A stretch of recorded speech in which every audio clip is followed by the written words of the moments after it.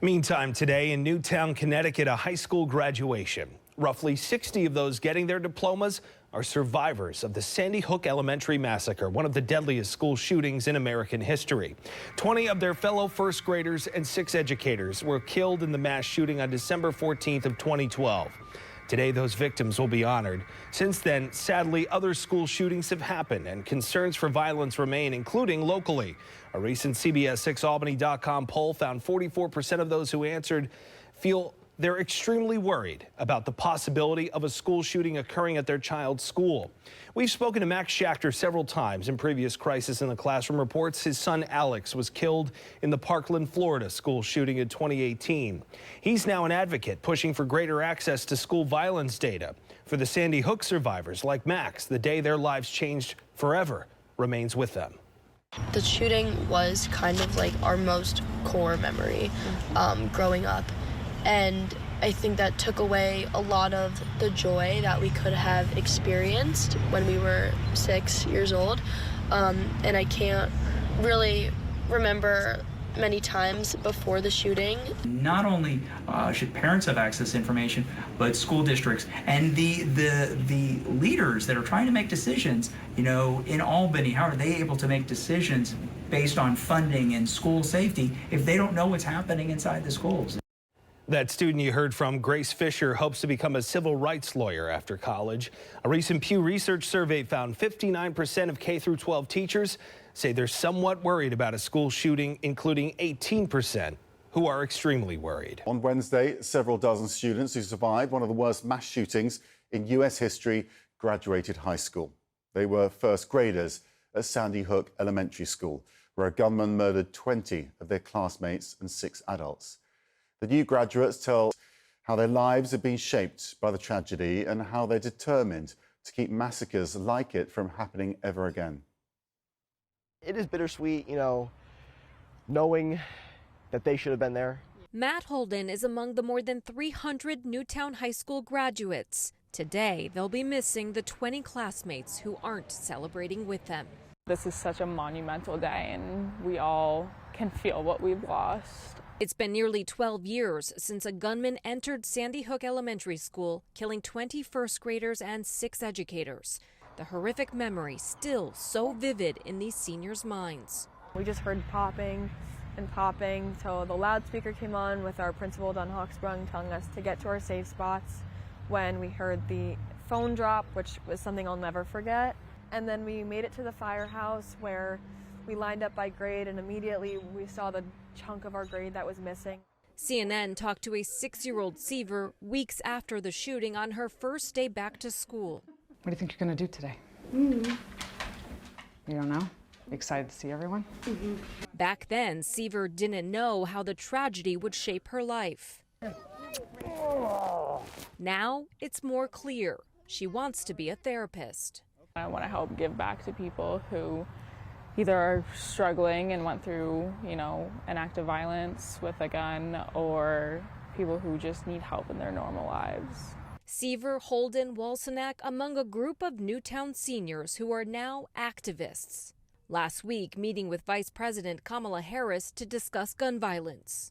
It is so frustrating. You know, you turn on the TV or you scroll on social media and you see these kids now and you say, now they're like me. For me to take that tragedy and try and do something with it, whether it's stopping others from happening in the future or just making the most out of my own life since theirs got cut short. Holden attending George Washington University in the fall, eager to be a politician. The way I see it, the only way that I'm going to get the change I want to happen is by doing it myself. But first, a diploma. Oh, what they survived, but oh, the places they will go. It is graduation day at Newtown High School in Connecticut. And the day does come with some mixed emotions. About 60 of the more than 300 graduating seniors survived one of the deadliest school shootings in U.S. history. 20 first graders and 6 educators were killed at Sandy Hook Elementary School on December 14th, 2012. And today, flowers were laid on each of their names at the memorial honoring their lives. CBS 2's Alice Gaynor is in Newtown, where survivors are speaking out ahead of the ceremony. At the Sandy Hook Memorial, flowers are placed by the names of the educators and the students who should have been graduating high school Wednesday with their peers. What if they were able to walk the stage with me? It's been more than 11 years of wondering. The what ifs kind of spoil a lot of precious moments, just because you always remember that they're not there. So even going to prom, you think, well, what if they were my prom date? 20 children, forever first graders, after the horror of December 14th, 2012. The shooter actually came into my classroom, so I had to watch all my friends and teachers get killed, and I had to run for my life at 6 years old. Emma Ahrens was in classroom 10, where 5 children and both teachers were killed.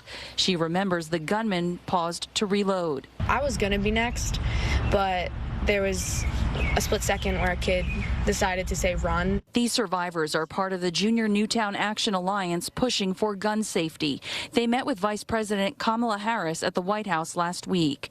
17-year-old Matt Holden will attend George Washington University and plans to become a politician, advocating for more gun laws, even asking the vice president for an internship while he was there. And I think that really gives me some hope that maybe that conversation and others will lead to some real change. Another student plans to become a therapist. A couple of others hope to become civil rights lawyers.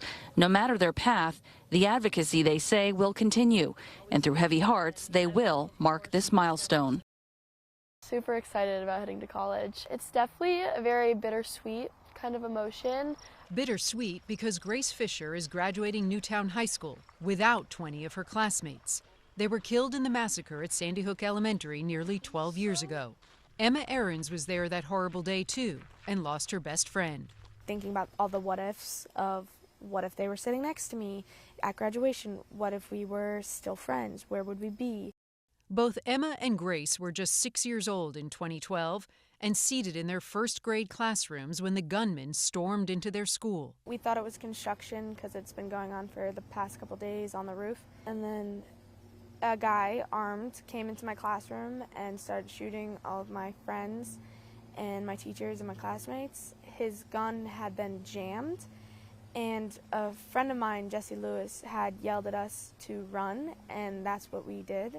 We kind of sectioned ourselves into the cubby area, which is kind of like an indent, so from the door, we're absolutely hidden.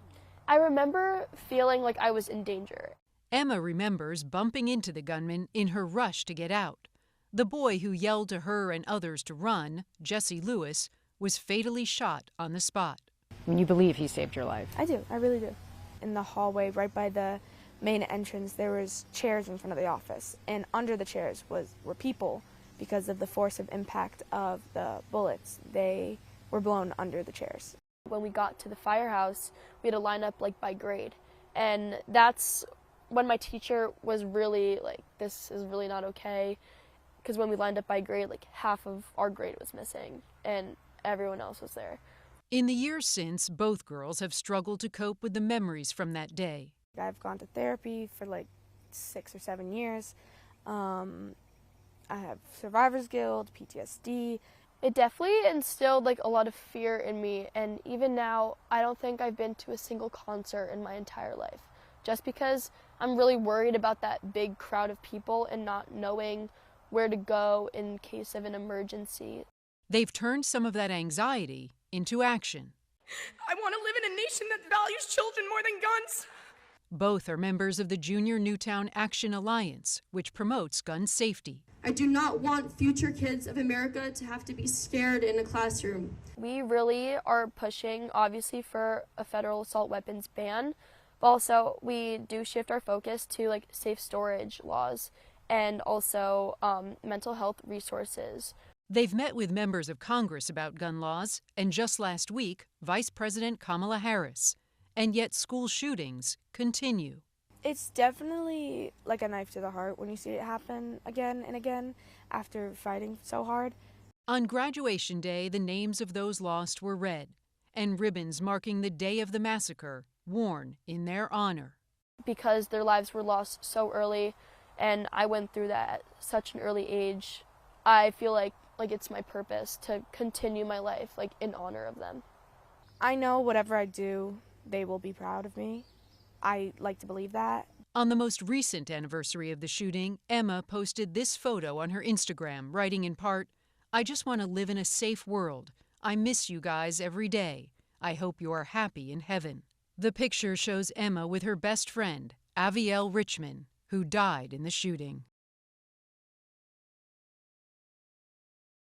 We are still kids, so we do as much as we can to enjoy ourselves and still live our lives while still carrying the memory of those we lost with us. It's hard because, you know, you have these big moments in your life, things that are supposed to be solely exciting, but they get clouded by this in a way that we want to be remembering our friends and we are going to keep them with us, but it's also something that we wish we never had to deal with. Compared to some of our classmates who didn't go to Sandy Hook, our memories of elementary school are really empty, blocked out, massive parts of it.